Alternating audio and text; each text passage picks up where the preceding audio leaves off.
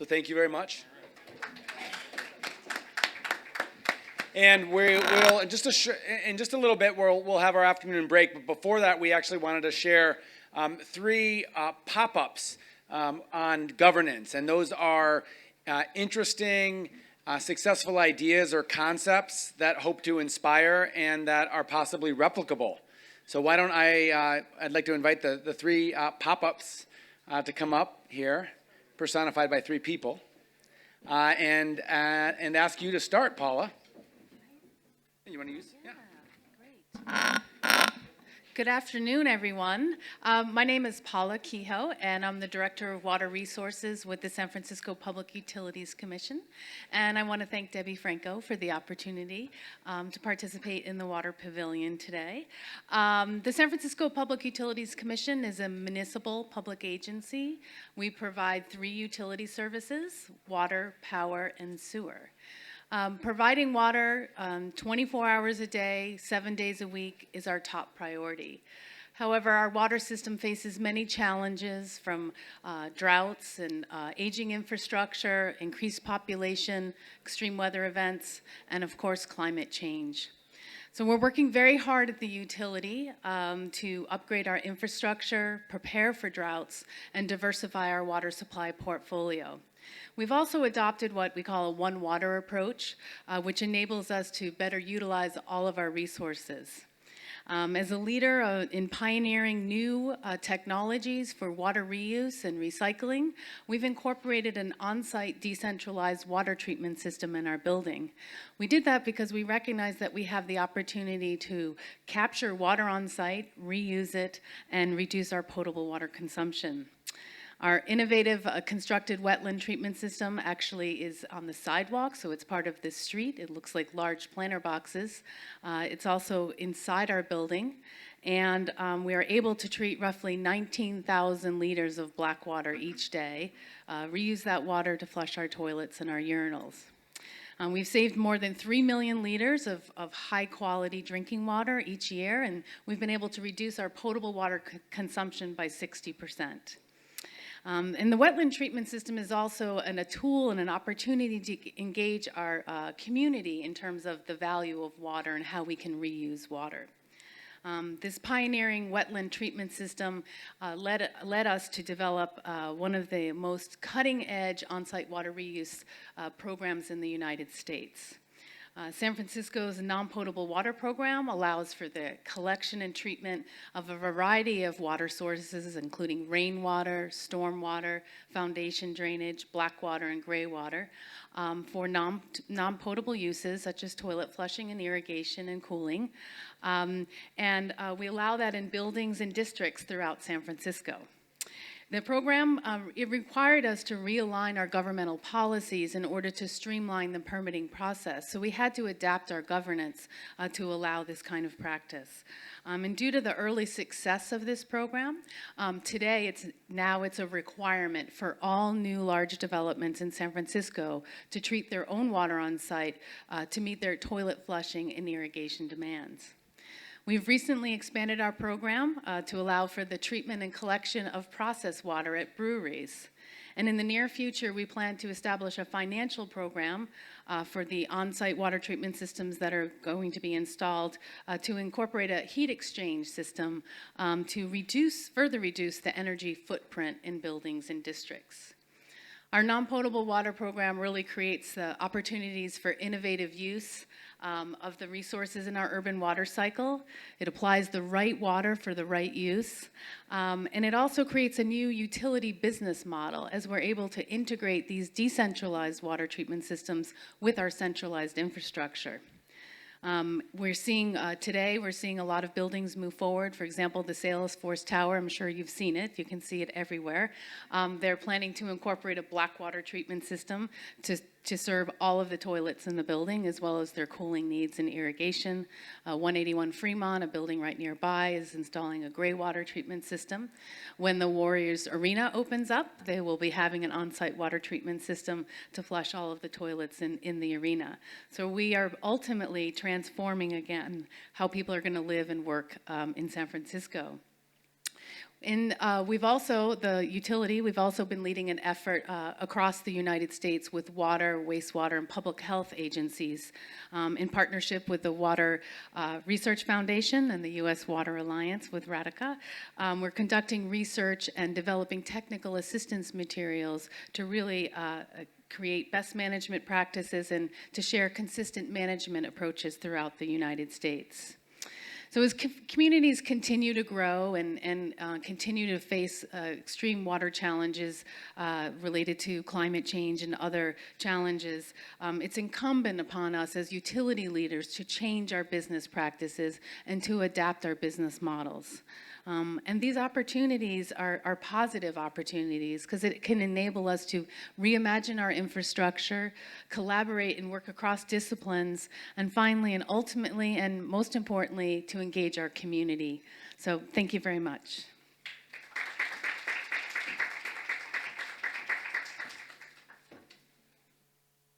Hey everyone.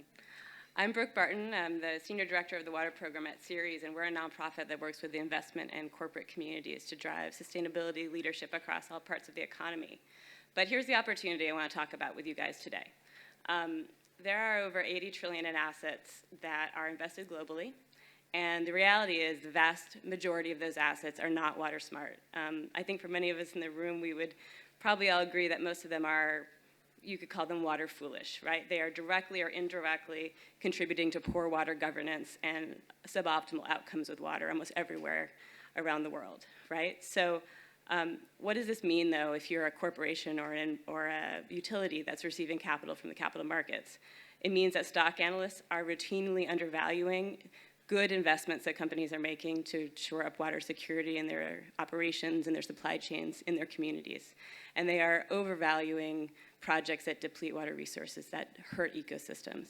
It means that credit rating agencies that are essentially setting the cost of capital for debt on the global markets are failing to factor in water scarcity risks or human rights risks related to water when they are rating the debt of major mining projects, ag projects, water utilities. And it means that water utility decision makers routinely fail to have the opportunity to weigh financing options that would give them the opportunity and the incentive to invest in decentralized, distributed, resilient water infrastructure versus traditional infrastructure. So this foolishness, I think we can all agree, needs to stop if we're going to build a more resilient water economy and we're going to have the right governance structures in place to support that. But we need a critical mass of these dollars to shift. And that's really at the heart of what Ceres is about. We are focused on shifting water investment to water smart activities and projects, and really shining light on the water foolish parts of the capital markets. We are working with investors to incentivize companies to adopt the right kinds of practices and policies, and to leverage the unique voice of investors when used well to support governments to do the right thing. So one key platform that we're using to do this is the Ceres Investor Water Hub. It's a collective action network of 115 institutional investors with over 20 trillion in capital under management. That's about 25% of that 80 trillion that is sloshing around in the global financial markets. So it's a good start. It's not all the players. And we've been surveying this group for a while to truly try to understand what's keeping them from being as water smart as possible. And we've heard three key barriers. The first is that there really hasn't been until recently a how-to framework for analyzing water risk in the investments. Water is local and complex, and the learning curve has been steep. The second barrier they cited with us was a lack of data. So we've been talking about data all morning. It's not an excuse, but it is a practical reality if you're trying to understand water risk over a large set of stocks or bonds in your portfolio. And the final barrier they brought up was just a lack of a clear, consistent business case.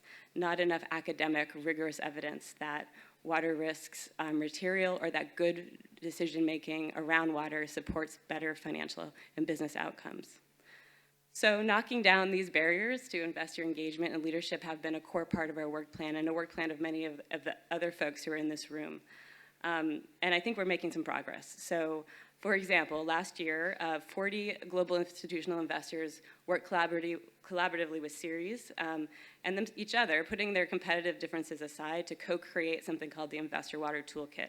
It's an online resource, first of its kind, set specifically to help investors speak to each other around what are the best practices and approaches for integrating water risk into their decision-making, and to more proactively and productively engage with companies on water stewardship and risk mitigation. The other good piece of news is that we're getting massively better data. I think CDP, who we heard from earlier today, has played a big role in this. We've got data from 2,000 companies globally. We've got a lot of other data coming on board, geospatial data that's helping investors do their job so much better. And we have more and more great research on the business case, including some great work that's been done recently by the Columbia Water Center on the risks of the mining sector. But the reality is that what matters is what's happening on the ground and how investors can more directly affect that. And we have seen it. We're seeing that the investors are increasingly focusing on the massive impacts of agricultural supply chains. And over the past 3 years, 60 institutional investors have been moving a set of large companies to take steps, very concrete steps, to address water risk in their supply chains. 13 companies in the past 3 years. We're seeing innovation in green water bonds, a new standard, the climate water bond standard that actually FPUC has certified against, that really elevates for the first time the value of natural capital solutions and hybrid solutions in infrastructure. And lastly, they're taking action in their own portfolios. A great example by the Dutch asset manager Actium is setting a 100% portfolio-wide goal for water neutrality in their equity assets. And I don't think they know exactly how they're going to get there, but it's very ambitious. And I'm getting the hook. I will wrap up. As climate change bangs its fist on our collective door, the investment community really needs to be at the table. We've laid the groundwork. We have leaders. We have some early progress and a growing bench. And we're really looking forward to finding ways to partner with all of you guys to take advantage of that bench and have a much bigger impact to ensure that water governance is respected, is strengthened, and that investors are a positive player at the table. Thank you.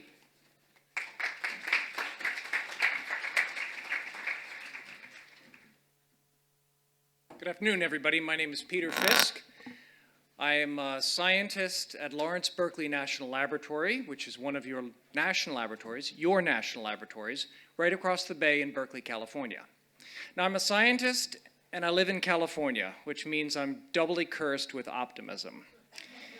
And after a morning and a day like this, it can possibly be, there could be a sense that we're dealing with inexorable decline. But scientists don't tend to think that way. We tend to think about possibilities. The US Department of Energy was created during an energy crisis in the 1970s. And over the years, your investment in science has led to remarkable improvements in our energy security. We now have solar panels and solar generation systems that are being bid with battery storage at prices that are lower than the cheapest fossil fuels. And there are some people at Lawrence Berkeley Lab who are projecting that renewable energy prices will only continue to plummet. That didn't happen accidentally. It happened because of your investment in science and technology. 65 years ago, the United States made an investment in science and technology called the Saline Water Project. It was an effort in the Kennedy administration to try to radically reduce the cost of desalinating ocean water. And out of that very modest program of research investment, we ended up creating something called the reverse osmosis membrane. This enabled us to very energy efficiently create drinking water from an ocean water source. Today's ocean desalination plants are ferociously efficient, still very energy expensive, but they represent one of the key assets in a municipality, and that is one source of water that's absolutely invariant to climate change. So we at National Labs like to think about the future, and we've just created one revolution in energy generation with photovoltaics. Now you'll notice today that we still have lots of centralized power generation, but more and more of us are installing local energy generation on our very own rooftops.